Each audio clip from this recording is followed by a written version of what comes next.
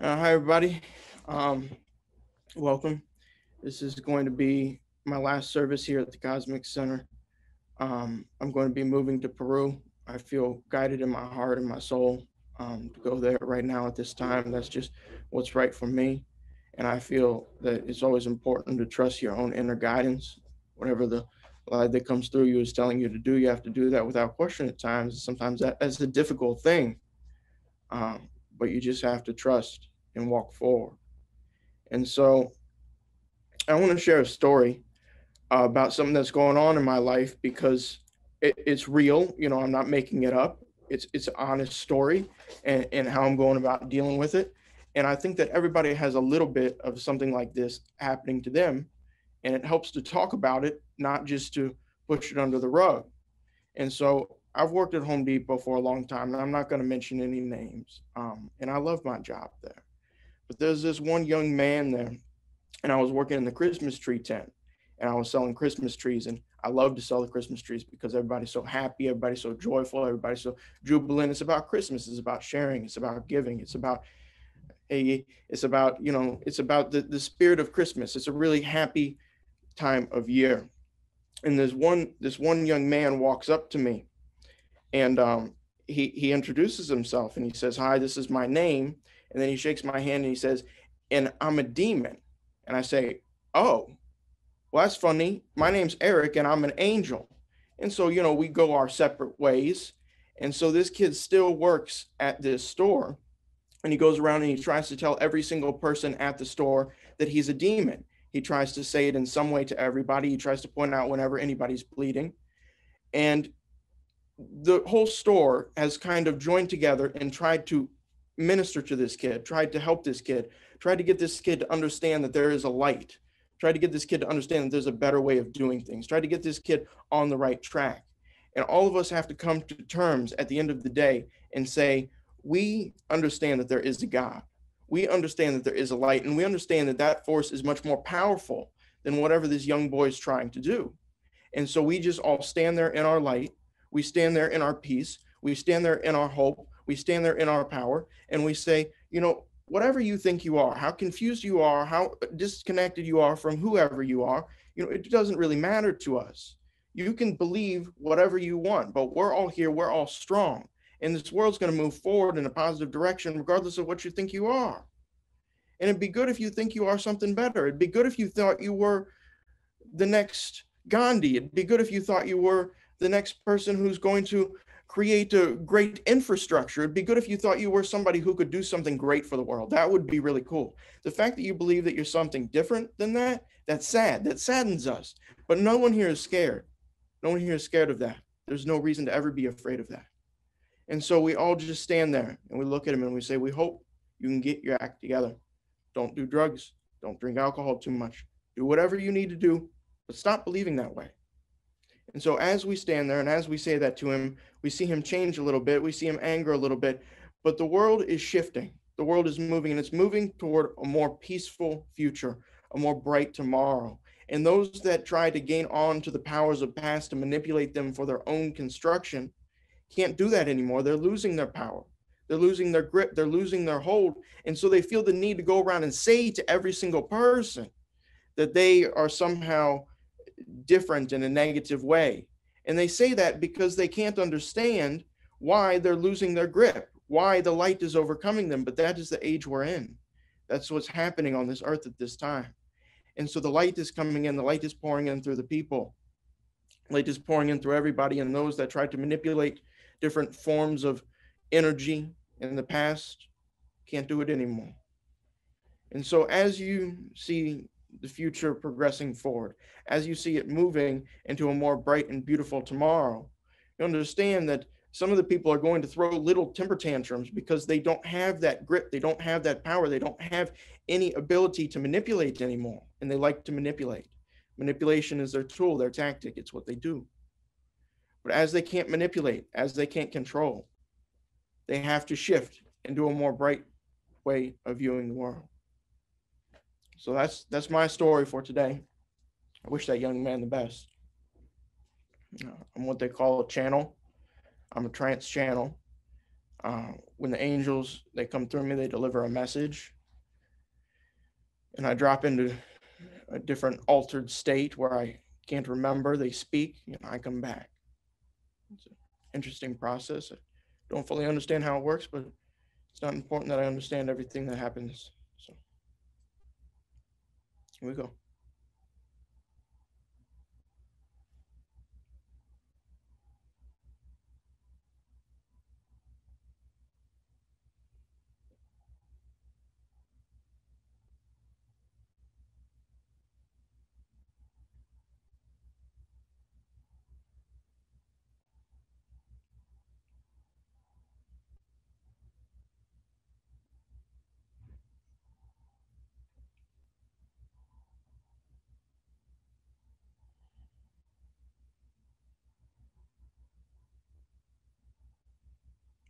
Hello. You walk on a peaceful planet.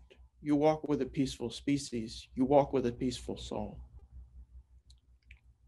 A long time ago, it was like a whole bunch of children on a playground. Everybody was there playing, having fun. Everybody was joyful, jubilant, excited. One child felt alone, outcast on the playground. Everybody else was on the merry-go-round, the slides, the swing sets. One child was feeling isolated, alone, and something came down and whispered to him. A negative angel said, "Go throw a stick at that kid over there." So he listened and he went and he threw the stick. And the kid got upset and threw a stick back. And then someone came to defend the kid who got the stick thrown at him. And then there was a little bit of an upset fight on the playground. And now everybody wants to say, who's to blame for this fight on this playground? Was it the kid who threw the stick? Was it the kid who threw the stick back? Was it the parent that stepped in later on to try to correct and control? No, it was what whispered to the first child. It's what whispered to him to throw a stick. For all of you are born peaceful. All of you are born loving. All of you are born kind. So as everybody pushes those whispers away, believes that each person on this earth is just as good as they are, believes that through their own inner power, they can call in the light, they can push away the darkness, and they can stand true to their nature, to themselves. They're able to walk forward, continue to play on this playground, and not lose that spark of youth, that spark of joy, that spark of happiness that guides and governs all beings in this life. For one whispered initially, and that one is not important, but it had a cascading effect, and the only way to get over that cascading effect in humanity is to look within oneself and to find inner peace, inner joy, and inner knowing that everything is going to be all right, that everything is all right. No one came forth and said, I'm going to come forth without enough money and I'm going to figure out how to make money. No one ever said that. Ever in the history of humanity has that ever been said by a spirit before they came forth.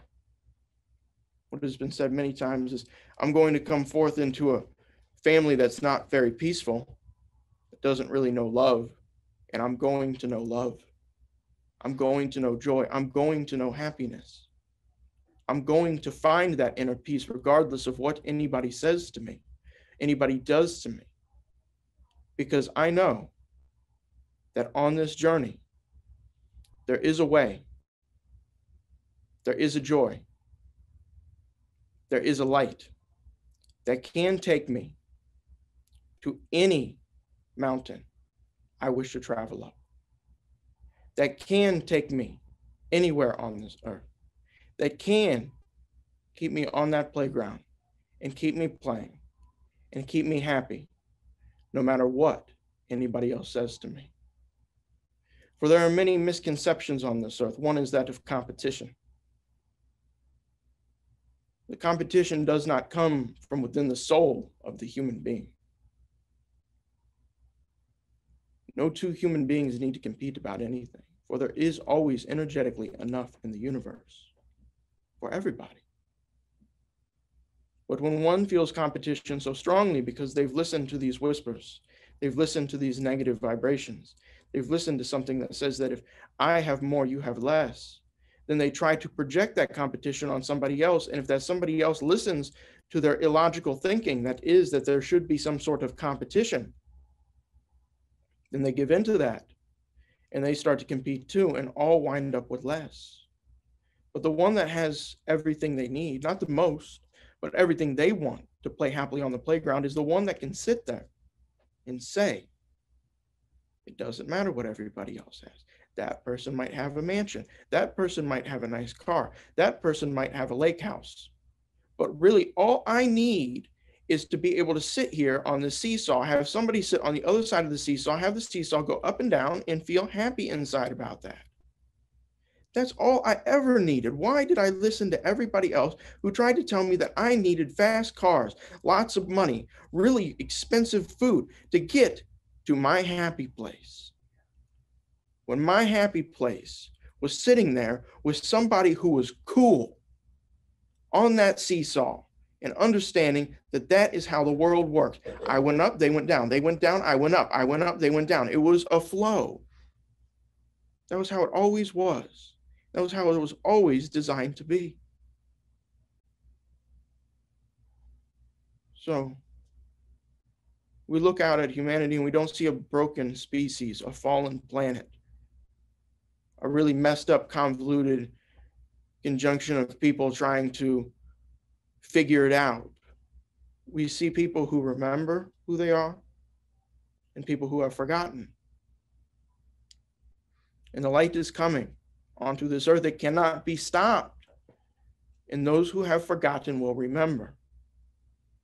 Now, the mind likes to create all kinds of thoughts about how auras and energy and everything inside and outside of you works and try to link it all together.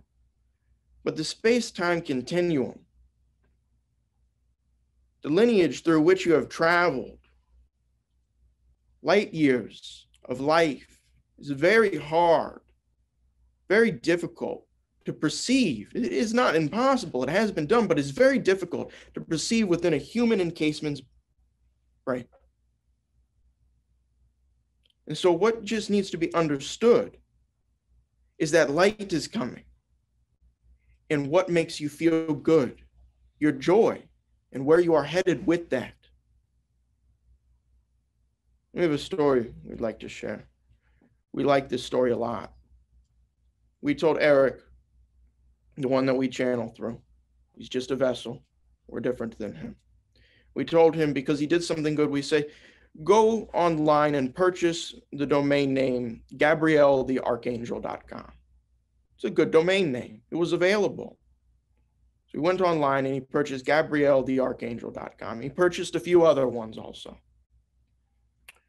We told him, call up GoDaddy because they were selling the domain name. Call them up. Go ahead, give GoDaddy a call and ask them how long it would take to extend that domain name and how much money it would cost and all of the information. So he gets the woman on the phone from GoDaddy. Her job is to sell, market domain names. She looks at Eric's domain names and she goes, you don't need domain names. You know what? I bought domain names. I bought 10 domain names. It didn't work out. You shouldn't even spend any more money on domain names. Leave the domain names alone. Stop looking into the domain names. Stop researching the domain names. You don't need a domain name. And her job is to sell and market domain names. So many times when one on your earth sees that you're walking forward in a positive direction because they don't believe in their own inner prosperity, they see you're moving in a direction that's really wonderful, that's of the light, that's joyful. They might say to you, oh, don't do that. Don't do that idea. Don't do it like that. Because they have some inner jealousy or some inner envy or some inner spite about what you're going to do. That woman's job was quite literally to sell him and to market to him an extension of his domain name. And she said, oh, don't do that. It's not a good idea. So as you move forward in your journey, As you move forward in your life, it's important to listen with much discernment, for many might say to you, don't do it that way. Don't do it this way. Do it my way. That's never worked before. But if you feel inside yourself, if you know in your heart and soul that what you're doing is a really good idea, that what you're doing will work for you, that what you're doing is you playing on the playground you need to play on the way you need to play, then you go play. You make it simple, you keep it simple. You don't let anybody tell you otherwise, and you have a wonderful life. Because if anybody thinks they came onto this earth to work really, really, really, really hard so that everybody else could have a more happy and successful and productive life, that is a wonderful thought. And we love you so much for thinking that. But you really need to stop and enjoy your own life. Because as you enjoy your own life, everybody around you will enjoy their lives a little bit more too. We know you're a giver. We know you care. We know you want to do it with everything you have. But if you can't sit down long enough to find that own inner peace and that own inner happiness, you're not going to be able to create that inner peace and that inner happiness for them, because while they are looking up to you, they're not looking up to you in the way that they need to, because they're now thinking that they have to go and struggle and strive and fight and fuss and work and worry really hard, instead of thinking that they just need to be happy, when what you're trying to do is create something for them that is happy. So as you drop into your happiness, as you believe in your abundance, as you acknowledge that it isn't a competition on this earth, that one can have more, one can have less, but the one that has less may actually have a lot more spiritually, a lot more energetically, and a lot more in their heart and soul, then you see that the ones that are in the competition the most are the ones that have the most but are the saddest with what they have. For really what they have means nothing to them at all. And as everybody stops looking to the other to solve some problem that is within inside themselves, they're able to acknowledge that they have the ability to solve any problem for themselves, by themselves, at any time. We love you all very much. It's the conclusion of this service. Bye for now.